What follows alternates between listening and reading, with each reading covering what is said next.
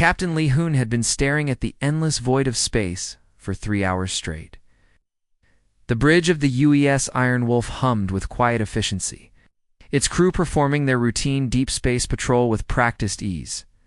The ship was one of humanity's finest destroyers, built tough and armed heavy for the dangers that lurked in the dark corners of the galaxy. Hyun rubbed his tired eyes and took another sip of his bitter coffee. At 42, he had spent half his life in space, patrolling the outer rim, where pirates, smugglers, and worse things prowled the shipping lanes. His weathered face bore the scars of a dozen battles, and his crew respected him for one simple reason: he always brought them home. The bridge was dimly lit, bathed in the blue glow of tactical displays and navigation screens. Communications. Officer Park Mina sat at her station, monitoring the usual chatter of merchant vessels and patrol reports. Navigator Kim Tae tracked their course through the star charts, while Weapons Officer Jang Soo kept watch on the sensor arrays. Everything changed in an instant. Park. Mina's console erupted in activity, warning lights flashing as an incoming signal overrode their standard communications. She pressed her earpiece tighter, her face growing pale as she listened. "Captain, I'm picking up a distress signal long range, wide broadcast. This is ... This is different, sir. Very different." Hyun straightened. In his command chair, his instincts immediately alert. In 20 years of service, he had heard every kind of distress call imaginable. Pirates faking emergencies, merchants crying wolf, even alien vessels in genuine trouble. But something in Park's voice told him this was unlike anything they had encountered before. "Put it through, Park." Full translation protocol. The bridge fell silent as Park's fingers danced across her console. The translation matrix hummed to life, its advanced algorithms working to decode an alien language none of them had ever heard. Static filled the air, then slowly cleared to reveal words that made every human on the bridge hold their breath. The voice was melodic, almost musical, but filled with desperate fear. To any who can hear this message across the void of space: "We are the Zilani of the world, Thera Prime. Our civilization faces complete extinction. The void sickness has taken hold of our planet's core, consuming matter itself at the quantum level. We are a people of peace, devoted to mathematics and the pursuit of knowledge. We have no weapons, no means of escape. Our ships cannot survive the journey to other worlds. We estimate 37 rotations before our world is completely consumed. We have children, families, 4 million souls who have never known war or hatred. Please, if there is any mercy in the galaxy, help us." The message repeated, growing weaker with each transmission. Navigator Kim Tae was already pulling up star charts, his face grim as he traced the signal's origin. "Sir, the signal's coming from the Crimson Nebula sector. Grid reference 7 Alpha 9. That's the dead zone, Captain. No one goes there. The radiation storms alone would fry most ships, and the gravitational anomalies have swallowed entire fleets." Hyun stood slowly, walking to the main view screen where the star charts displayed the notorious Crimson Nebula. It was a swirling mass of superheated gas and cosmic debris, colored blood red by the dying stars within it. Ships that entered the nebula rarely came out, and those that did were usually heavily damaged and barely functional. "How many ships are in range to receive this signal?" Haeyeon asked. Communications Officer Park checked her readings. "At least 40 vessels, sir. The Corvani Empire has 3 cruisers in the next sector. The Ethereal Collective has a science fleet nearby. Even the Trade Federation has ships close enough to respond." Hyun waited, knowing what would come next. Within minutes, the responses began filtering in. The Corvani Empire transmitted their regrets, citing insurmountable logistical challenges and risk assessment protocols. The Ethereal Collective acknowledged the signal and promised to convene an emergency council to study the situation and formulate an appropriate response timeline. The Trade Federation's reply was even worse. They questioned whether the Zilani had any valuable resources worth the risk of a rescue mission.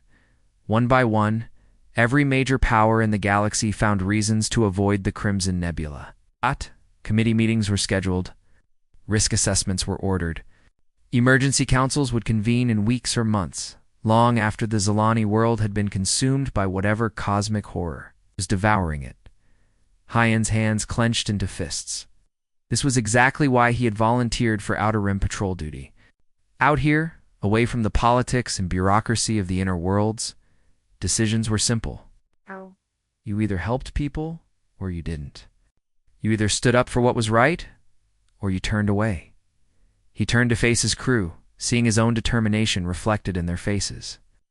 These were good people, volunteers, all, who had chosen the dangerous life of deep space patrol because they believed in something bigger than themselves.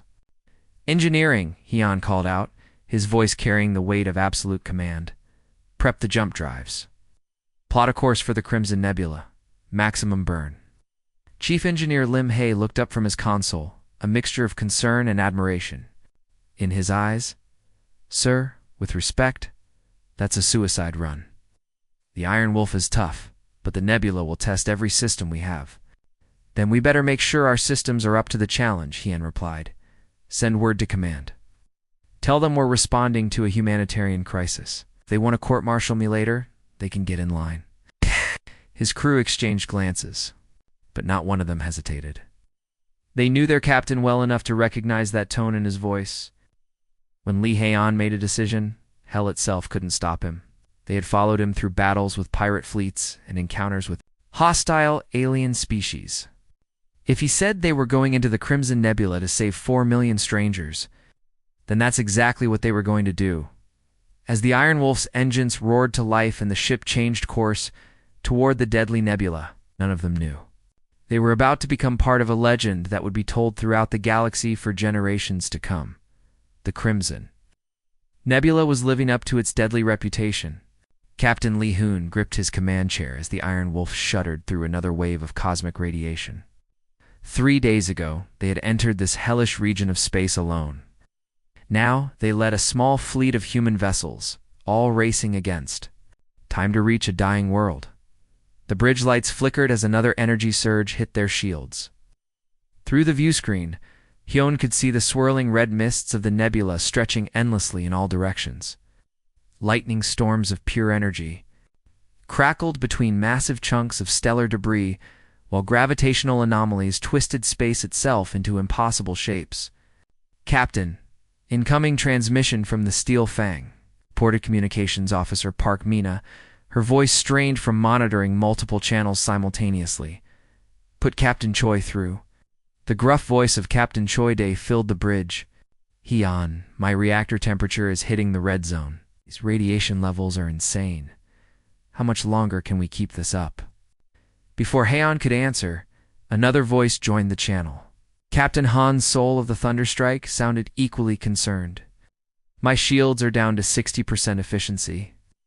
Whatever's causing these energy storms, it's unlike anything in our databases." Heenan looked at his own ship's status displays. Every system was being pushed beyond normal limits. The Iron Wolf's whole temperature had risen 30 degrees in the past hour alone. Warning lights blinked across multiple consoles as their advanced shielding systems worked overtime to keep the deadly radiation at bay. "We hold course," Hyun said firmly. "Those colony ships behind us can't take much more punishment, but we're almost through the worst of it."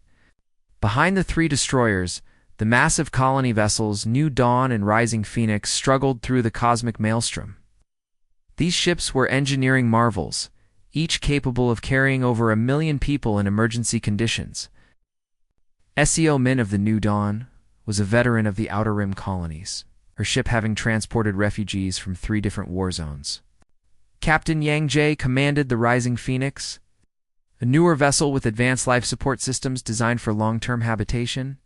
"This is New Dawn to Fleet Command," came SEO Min's steady voice. "Hull stress is approaching critical levels, but we're holding together. How are our passengers going to handle this kind of punishment?" "The Zilani are tougher than they look," replied Yang Jae from the Rising Phoenix. "I've been reviewing their biological data from the distress signal. Their species evolved on a world with natural quantum fluctuations. They should survive the journey better than most aliens." Park Mina's console lit up with incoming signals from across the galaxy. She shook her head in disgust as she read through the latest responses to the Zilani distress call.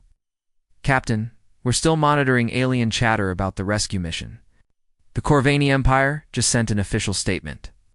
They're expressing deep concern for the Zilani situation, cite insurmountable logistical challenges as their reason for not responding. They're also questioning whether their military vessels could survive the nebulous conditions."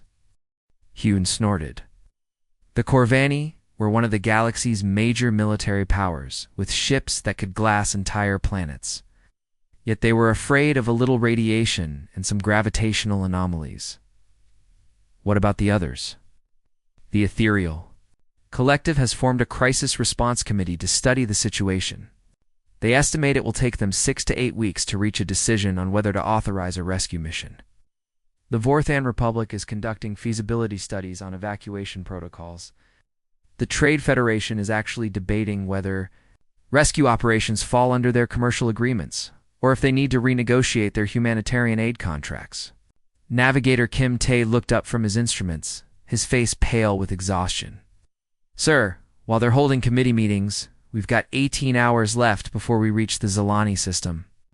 But we have to get through the worst radiation storm I've ever seen. Whole temperature readings are already at dangerous levels." The main view screen showed their path ahead, a swirling wall of crimson energy that looked like the mouth of some cosmic beast. Inside that storm, radiation levels spiked to levels that would cook most organic life forms in seconds.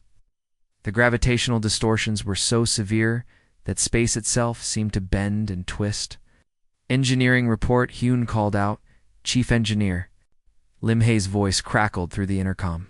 "Captain, we're running hot across all systems. Reactor output is at 110% of normal capacity. Shield generators are cycling faster than recommended. If we push much harder, we risk catastrophic failure." "What about the colony ships? They're in worse shape than we are. Those big ships weren't designed for this kind of punishment." SEO is reporting microfractures in her hull plating. "Captain Young's life support systems are working overtime just to keep the radiation out." Despite the danger, none of the human crews had suggested turning back. This was what separated humanity from the other species in the galaxy. When faced with impossible odds, they didn't form committees or debate protocols. They acted. Homeworld's transmissions were growing weaker by the hour. Their final messages painted a picture of a world in its death throes. The quantum plague was accelerating, consuming entire continents in waves of dark energy. But now their messages carried a new note: confusion and fear about the approaching human fleet to Zilani sensors. The human ships appeared as massive energy signatures cutting through space that should have been impassable. Their vessels looked like instruments of war rather than rescue, bristling with weapons and armor designed for the harshest conditions in the galaxy. The Zilani had never encountered a species that built their ships for war and exploration in equal measure. Captain Parkmina said quietly, the latest Zilani transmission. "They're asking if we're coming to conquer what's left of their world. They can't understand why anyone would risk crossing the nebula just to help strangers." Hyun smiled grimly. Soon, the Zilani would learn what it meant when humans decided to help. The galaxy's bureaucrats could hold all the committee meetings they wanted. While they debated and studied and assessed, 4 million innocent people would die unless someone acted. And humans always acted. The heart of the Crimson Nebula was like flying through the belly of a cosmic monster. Captain Lee Hyun gripped his command chair as the Iron Wolf bucked and rolled through waves of energy that should have torn them apart. The bridge was bathed in angry red light from the warning displays, and the constant hum of overworked systems filled the air. "Radiation levels are off the charts," shouted Science Officer Ko Jun from his station.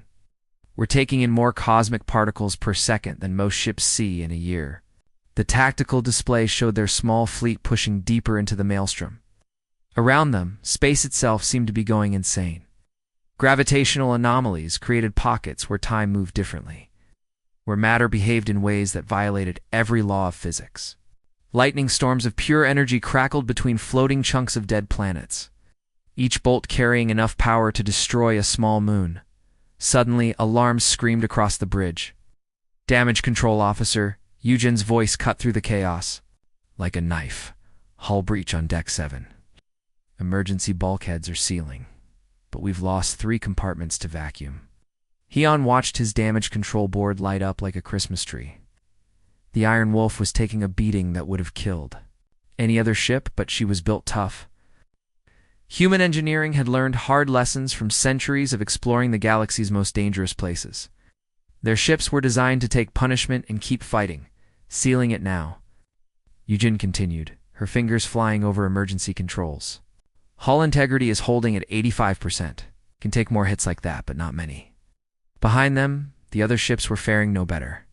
Captain Choide's voice crackled through the communication system, filled with static from the cosmic interference.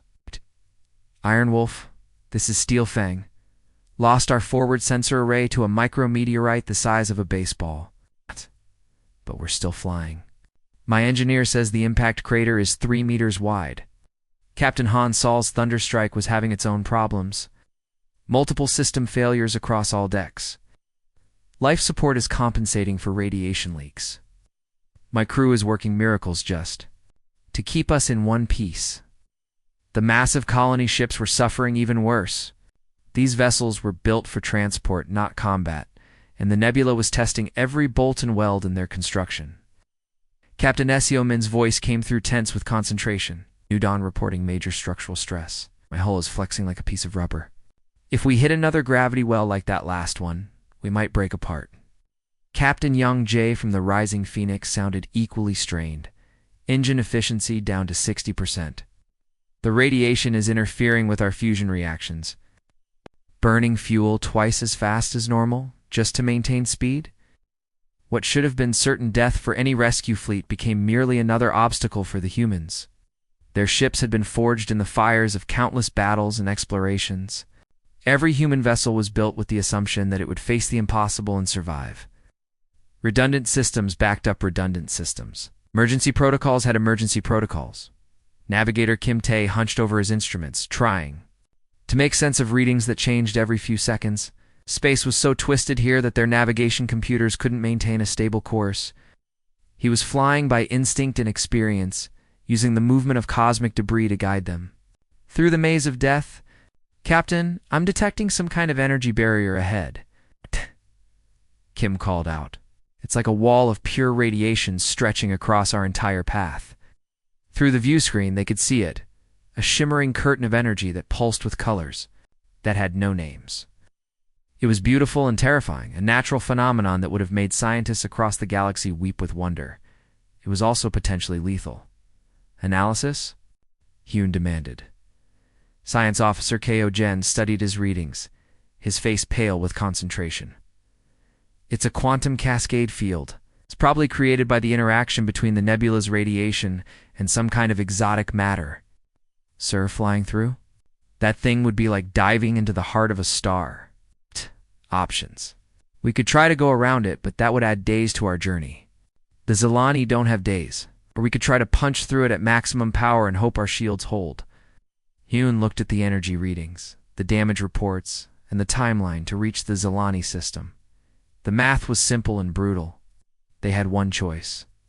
All ships, this is Haon. We're going through that barrier at full burn. Divert all available power to forward shields. Emergency teams, 2 stations. This is going to be rough. The fleet accelerated toward the energy wall. As they approached, the readings on every instrument went wild. The barrier was magnificent and terrible, a cosmic phenomenon that stretched for thousands of kilometers in every direction. It pulsed with energy that could have powered entire star systems. The Iron Wolf hit the barrier first. For a moment, the universe went white as pure energy engulfed their ship. Every system screamed in protest. The hull temperature spiked to levels that should have melted their armor. Their shields somehow containing forces that belonged in the core of a sun. One by one, the other ships followed. The Steel Fang emerged with its entire port side, glowing like molten metal. The Thunderstrike's communication array was completely fried, leaving them flying in radio silence. The colony ships groaned and flexed as they pushed through, their massive hulls radiating heat like small stars, but they made it. All 5 ships burst through the energy barrier and into clearer space beyond. Navigator Kim Tae's instruments finally stabilized, and what he saw made his heart race with excitement.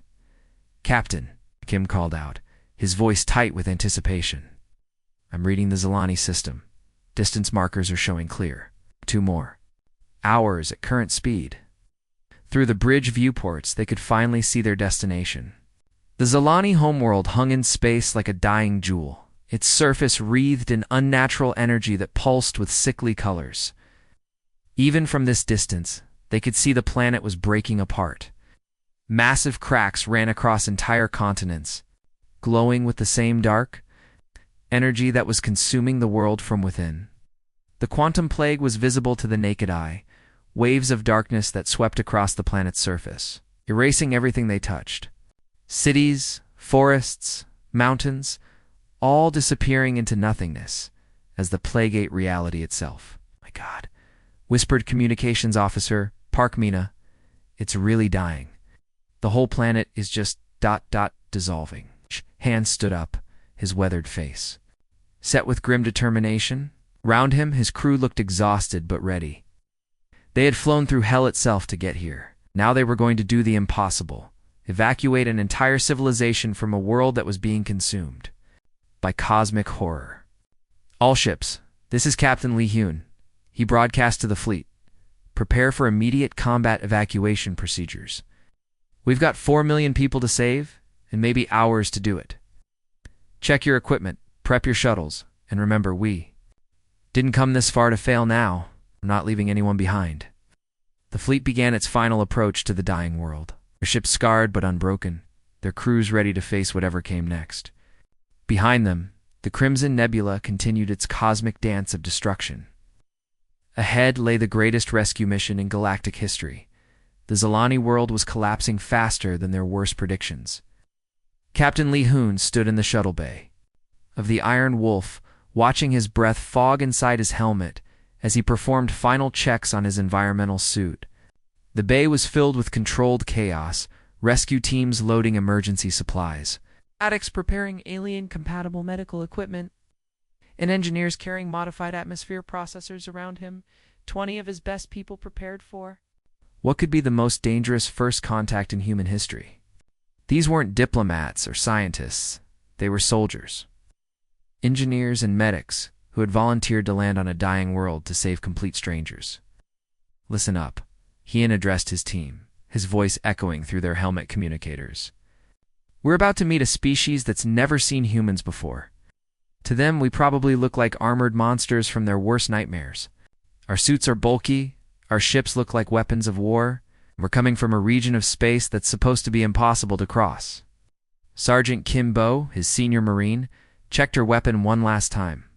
"Sir, what if they think we're invaders? What if they panic?" "Then we show them who we really are," Hyun replied. "We're not conquerors. We're rescuers. Our actions will speak louder than our appearance." The shuttle Valiant sat ready in the launch bay, its hull scarred from the journey through the Crimson Nebula, but still spaceworthy. Lieutenant No Yoon ran through her pre-flight checklist with practiced efficiency. She was one of the best pilots in the fleet, with nerves of steel and reflexes that had saved countless lives during dangerous missions. "Captain, atmospheric readings from the planet are getting worse by the minute," reported Science Officer Lee Jun. "The quantum energy is literally eating holes in their atmosphere. Radiation levels on the surface are climbing fast." Through the shuttle's viewports, they could see the Zilani homeworld growing larger as they approached. What should have been a beautiful world was now a cosmic horror show. The planet's surface was covered in spreading webs of dark energy that pulsed like infected wounds. Entire continents were disappearing into nothingness, consumed by the quantum plague that was devouring their reality. "My God," whispered Medic Kong Ara. "How is anything still alive down there?" The shuttle Valiant launched from the Iron Wolf's Bay and immediately began its descent through an atmosphere that should have been instantly lethal. The radiation levels were beyond anything in their experience books. The quantum energy created weird effects, patches of space where gravity worked differently, areas where their instruments detected matter that existed in multiple states simultaneously. Lieutenant No Yoon fought to keep the shuttle stable as they dropped through the chaos. Hull temperature is spiking again. These energy readings are completely insane. It's like flying through the inside of a malfunctioning reactor. Keep us flying, Lieutenant, Hyun said calmly. Human engineering has never let us down before. The shuttle shuddered and bucked as they descended, but it held together. Human ships were built for the impossible, designed by engineers who knew. Their crews would push them beyond all reasonable limits. Every bolt, every circuit, every system was over-engineered for survival. Below them, the Zalani capital city came into view, a magnificent creation of living crystal that seemed to grow from the planet's surface like a beautiful flower. Even this wonder was being consumed. Dark cracks spread through the crystalline structures, and entire sections of the city flickered in and out of existence as the quantum plague advanced. On the surface, the Zalani leadership waited with a mixture of hope and terror. Chancellor Velthara stood at the center of the gathering, her form shimmering with natural light that pulsed in rhythm with her emotions. Ow! The Zalani were beings of pure energy given physical form. Creatures of mathematics and light who had never known violence or war. They approach, whispered Advisor Keth Morin, his light flickering with fear. The energy signatures are unlike anything in our databases. These vessels, they were built for destruction. Yet they came when no one else would, Velthara replied, her voice like crystalline music. They crossed the crimson death to reach us. Whatever they are, they chose to help. The shuttle Valiant touched down in the city's central plaza with a hiss of atmospheric equalizers. Steam rose from its superheated hull as the landing systems cycled down. For a moment, nothing happened. The Zalani gathered around the strange craft, their forms pulsing with nervous energy. Then the shuttle's door opened with a mechanical whir. Captain Li Yen emerged first, his bulky environmental suit making him look like some kind of armored giant. The Zalani had never seen anything like him, a creature encased in metal and polymer, moving with purpose and determination. To their eyes, he looked like a warrior from their oldest myths about the dark times before their enlightenment. But then Heian did something that changed everything. He reached up and removed his helmet, revealing his face to the alien atmosphere. The Zalani gasped as they saw him, not a monster, but a being with kind eyes and a face marked by years of protecting others. Despite the radiation that should have killed him instantly, he breathed their poisoned air and smiled. "We're here to help," Heian said simply, his words instantly translated by the universal communicator on his belt. "We're getting you all out." The effect on the Zalani was immediate. Velthara's light blazed brighter as she understood. These strange beings had risked everything to save people they had never met. The human's face showed exhaustion, determination, and something else the Zalani recognized despite their different biology, compassion, You came through the crimson death, Velthara said, her musical voice filled with wonder. The void that consumes all things. How is this possible? Because no one else would, Heian replied. And because 4 million lives are worth any risk. Behind him, his rescue teams began emerging from the shuttle. Each human removed their helmet, showing their faces to the dying aliens. Sergeant Kimbo stepped forward with a portable medical scanner, checking the atmosphere for toxins. Engineer Park Dung began setting up communication relays to coordinate with the ships in orbit. The rescue began immediately. Human efficiency, honed by centuries of survival in hostile environments, transformed the chaos of a dying world into an organized evacuation. While Zalani families gathered their most precious belongings, human, engineers worked frantically to modify their ship's life support systems for an entirely different species. "We need to understand their biology quickly," reported Medikong Ara, running scans on volunteer Zalani. "Their energy-based physiology is completely different from anything we've encountered. Our standard life support won't work." "Then we adapt," Hyun said. "We always adapt." Above them, the sky flickered as reality itself became unstable. The quantum plague was accelerating, consuming the planet faster with each passing hour. But for the first time since their world began dying, the Zalani felt something they had almost forgotten. Hope, These strange, armored beings from beyond the death void had crossed impossible distances to save them. Whatever happened next, they were no longer alone.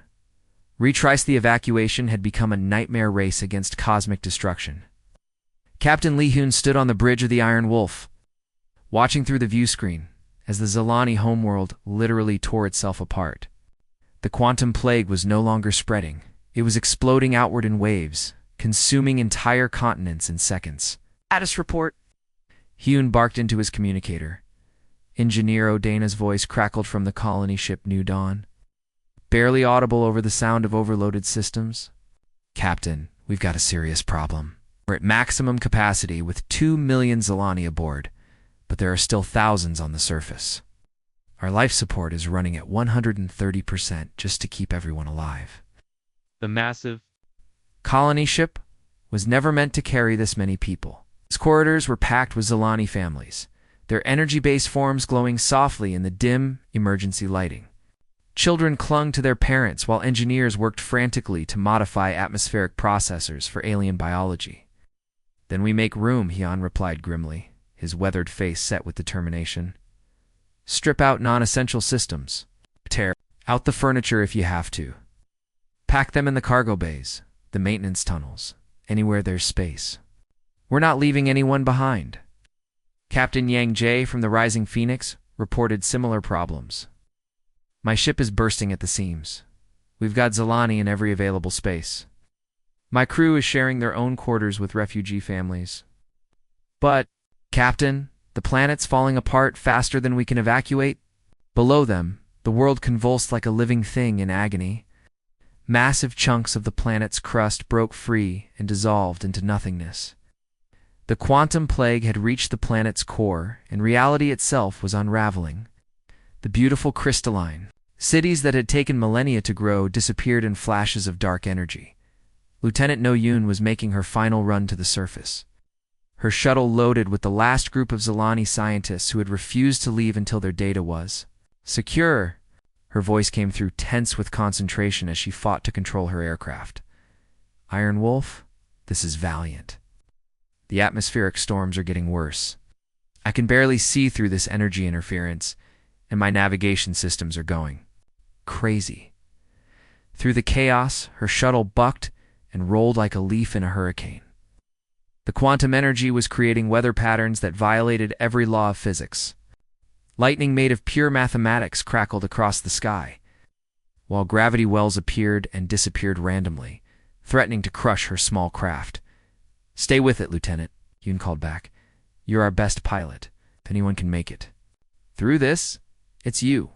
In the shuttle's passenger compartment, 12 Zilani scientists clutched their precious data cores, the accumulated knowledge of their entire civilization, compressed into quantum storage devices. These beings of light and mathematics had spent their final hours on their dying world, ensuring that their discoveries would survive even if they didn't. Human pilot, said Chief Scientist Morthan, his energy form flickering with exhaustion. Your people risk everything for strangers. This is ... incomprehensible to us. Why do you do this? No Yoon glanced back at her passengers as she fought the controls. 'Cause it's the right thing to do. Where I come from, we don't leave people behind. Ever. The shuttle burst through the worst of the energy storm and climbed toward the safety of space. Behind them, the Zilani homeworld was entering its final death throes. The planet's rotation was slowing as the quantum plague consumed the forces that held matter together. Soon, there would be nothing left but empty space, where a civilization had thrived for thousands of years. Captain Choide's Steel Fang was stationed at the edge of the planet's atmosphere, using its powerful tractor beams to assist damaged shuttles. His ship's weapons officer had repurposed their targeting systems to track the small craft through the energy chaos. Iron Wolf, I've got 3 shuttles in distress, Choi reported. Their engines are failing from radiation exposure. I'm using my tractor beam to drag them to safety, but it's like pulling them through molten metal. The Steel Fang's massive engines strained as they hauled the damaged shuttles through the cosmic storm. One of the rescue craft had lost its entire propulsion system and was tumbling helplessly through space. Another had a hull breach that was slowly venting atmosphere. But Choi's crew refused to give up, using every trick they knew to save the precious cargo of alien lives. "Almost there," called out Weapons Officer Park Soo, as he operated the tractor beam controls with surgical precision. "2 more minutes, and we'll have them in the hangar bay." As the final shuttle cleared the planet's atmosphere, something extraordinary happened. The Zilani homeworld, consumed beyond saving, simply ceased to exist. There was no explosion, no violent destruction, just a flash of dark light and then empty space where a planet had been. 4 billion years of history, wiped out in an instant by a cosmic plague that consumed reality itself. But floating safely in the void, the human rescue fleet carried every single surviving Zilani, all 3.7 million of them. Not one had been left. Behind, the journey back through the Crimson Nebula was a nightmare of overcrowded ships and failing systems. But they made it. Human engineering and determination had accomplished the impossible. They had evacuated an entire species from certain death. In the months that followed, the Zilani settled on New Terra, a human colony world on the outer rim. The planet had vast open spaces perfect for their energy-based forms, and clean skies unmarked by quantum storms. Human colonists welcomed their new neighbors with the same determination they had shown during the rescue. The cultural exchange that followed changed both species forever. Zilani mathematical knowledge, combined with human engineering skills, led to revolutionary advances in space travel and quantum mechanics. New types of faster-than-light drives were developed, and force field technology advanced by centuries in just a few years. Chancellor Valthera often visited the memorial they built in New Terra's capital city. The simple monument bore an inscription, in both languages: "When the galaxy turned away, humanity answered the call." Below it were the names of every human who had participated in the rescue. From the captains who led the mission to the engineers who had worked themselves to exhaustion, saving alien lives. The story of the Zilani rescue spread throughout civilized space like wildfire. The same alien governments that had refused to help suddenly found themselves reconsidering their opinions of humanity. The savage humans had crossed impossible distances and survived unsurvivable conditions to save complete strangers, asking nothing in return. It changed how the galaxy viewed humanity, but more importantly, it changed how humanity viewed itself. They were not just survivors or warriors or explorers. They were protectors of all life, wherever it might be found in the vast cosmos. When other species faced extinction in the years that followed, they knew who to call. And humanity always answered, no matter how dangerous the journey or how impossible the odds, because that's what humans did. They helped. The end.